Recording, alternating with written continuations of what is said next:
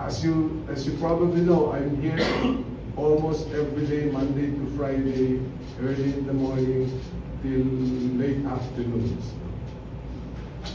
What I thought was going to be a commission work, which means when there are hearings, you're here, but that's not the case.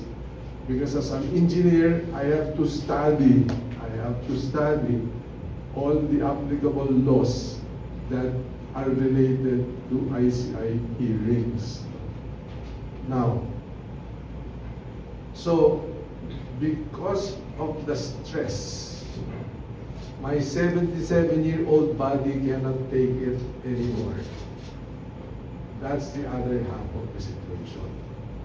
I've been in and out of the hospital. I just came from a medical workout this early, so alam niyo na, pagka nag-medical workout ka, jeta ka ng 10 hours, no? Maaga kang magigising, blood extraction. This is the first time in my life that I've been asked to take maintenance medication for heart, high BP, for high cholesterol, high creatinine, name it, everything is red flag in my body. Ayan, may tumatawag na naman, pinamidyo din.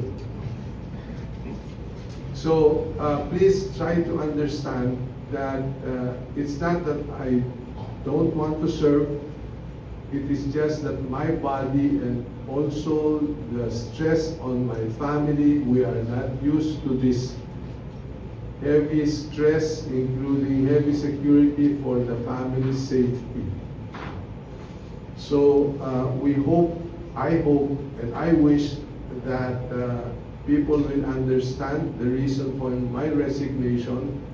I feel that I've done what I have to do for ICI, but I have to also answer to the needs of my family, family concerns, and my own personal life. I want to get back my privacy. Hindi na ako makagalaw ng hindi na re-recognize sa labas, ano? Kahit na i-AI ko niya yung mukha mo, ganun pa rin, no? So,